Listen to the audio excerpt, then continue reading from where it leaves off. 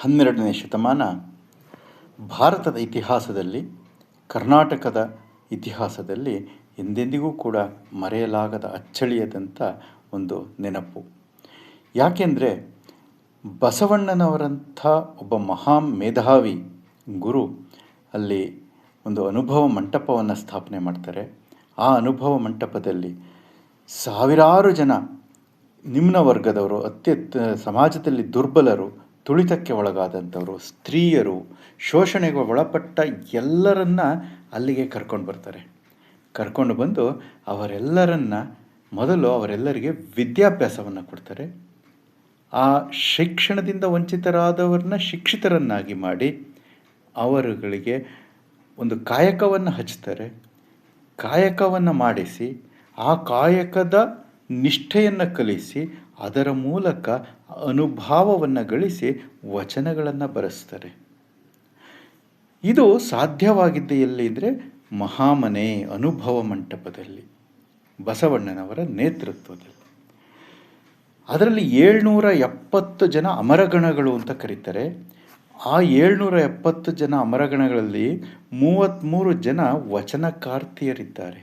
ಅಂದರೆ ನಮಗೆ ಸಿಕ್ಕಿರೋದು ಇದುವರೆಗೆ. ಎಷ್ಟು ಜನ ಇದ್ರೋ ಗೊತ್ತಿಲ್ಲ.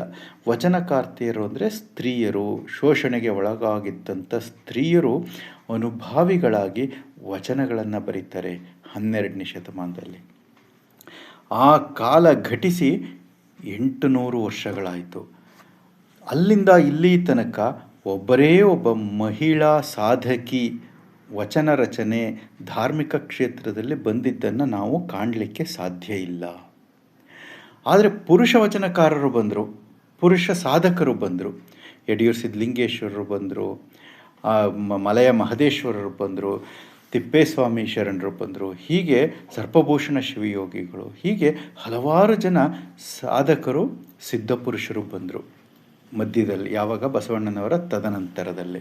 ಆದರೆ ಒಬ್ಬರೇ ಒಬ್ಬ ಮಹಿಳಾ ವಚನಕಾರ್ತಿಯಾಗಲಿ ಧಾರ್ಮಿಕ ಕ್ಷೇತ್ರದಲ್ಲಿ ಗುರುವಾಗಿ ಅಲ್ಲಿಂದ ಇಲ್ಲಿ ತನಕ ಬಂದದ್ದು ಯಾರೂ ಇಲ್ಲ.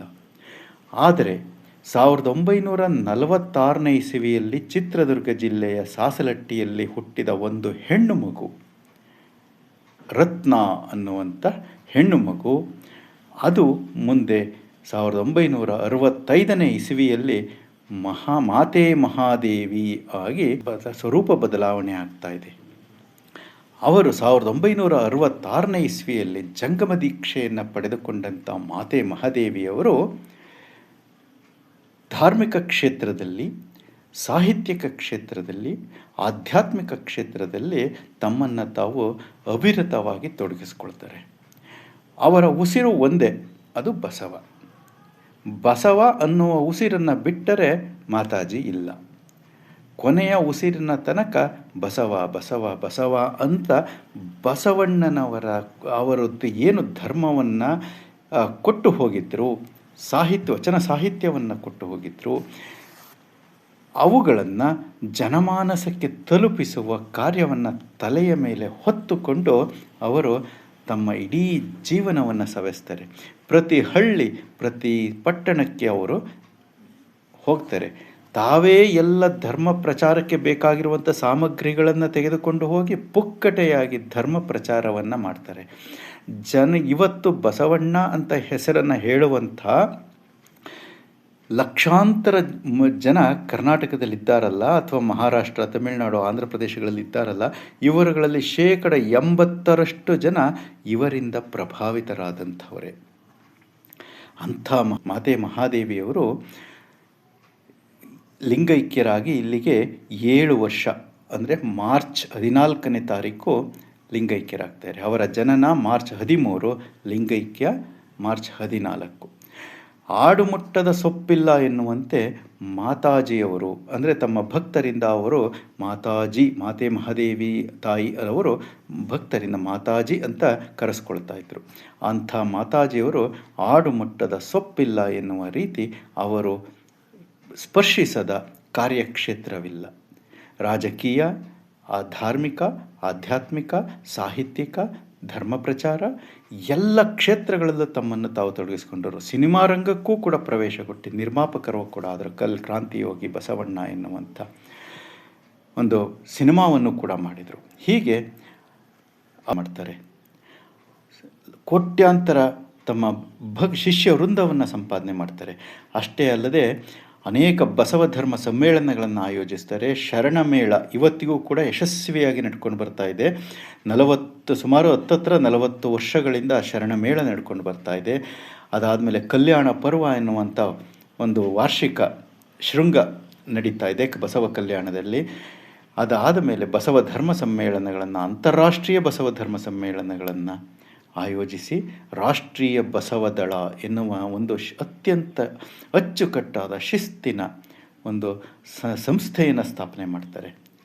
ಇದು ಗುರು ಬಸವಣ್ಣನವರು ಪ್ರತಿಪಾದಿಸಿದಂಥ ತತ್ವಗಳನ್ನು ಜನರಿಗೆ ಆಯಾ ಕ್ಷೇತ್ರದಲ್ಲಿ ನಿಂತು ಅವರುಗಳಿಗೆ ತಲುಪಿಸುವಂಥ ಕೆಲಸವನ್ನು, ತತ್ವನಿಷ್ಠುರವಾಗಿ ಮಾಡುವಂಥ ಕೆಲಸವನ್ನು ಈ ರಾಷ್ಟ್ರೀಯ ಬಸವ ದಳಗಳು ಇಡೀ ರಾಜ್ಯಾದ್ಯಂತ ಮತ್ತು ನಮ್ಮ ಸುತ್ತಮುತ್ತಲಿನ ರಾಜ್ಯಗಳಲ್ಲಿ ಅವು ನಿರಂತರವಾಗಿ ಮಾಡ್ತಾ ಬರ್ತಾ ಇರೋದನ್ನು ನಾವು ನೋಡ್ತಾ ಇದ್ದೇವೆ.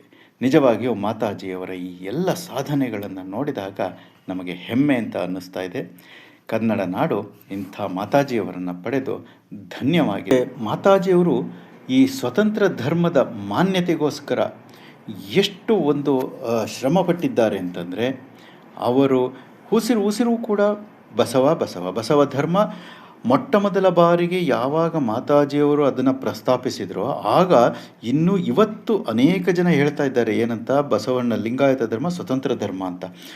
ಇದನ್ನು ಮಾತಾಜಿಯವರು ಪ್ರಪ್ರಥಮ ಬಾರಿಗೆ ಹೇಳಿದಾಗ ಎಷ್ಟೋ ಜನ ಇವತ್ತಿನ ಸ್ವಾಮೀಜಿಗಳು ಅದನ್ನು ಕುಹಕಾಡಿದರು, ಸ್ವತಂತ್ರ ಧರ್ಮ ಅಂತೆ, ಅದು ಹೆಂಗೆ ಸಾಧ್ಯ, ಹಾಗೆ ಹೀಗೆ. ಆದರೆ ಇವತ್ತು ಅವರೆಲ್ಲರೂ ಕೂಡ ಒಪ್ಪಿಕೊಂಡು ಹೌದು ಇದು ಸ್ವತಂತ್ರ ಧರ್ಮ ಅಂತ ಹೇಳುವಷ್ಟರ ಮಟ್ಟಿಗೆ ಮಾತಾಜಿ ಅದನ್ನು 40-50 ವರ್ಷಗಳ ಮುಂಚೆಯೇ ಅದನ್ನು ಪ್ರತಿಪಾದಿಸಿದರು. ಇದು ಒಂದು ಸ್ವತಂತ್ರ ಧರ್ಮ.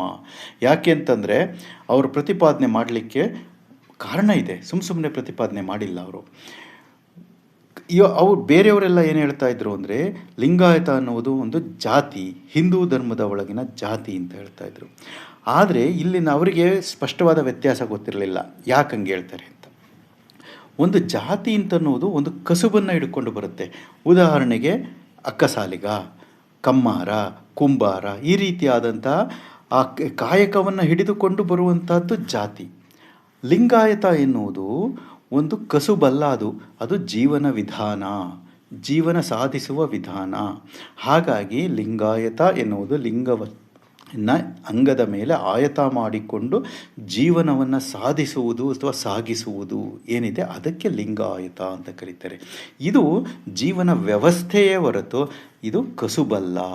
ಹಾಗಾಗಿ ಲಿಂಗಾಯತ ಎನ್ನುವುದು ಒಂದು ಸ್ವತಂತ್ರ ಧರ್ಮ.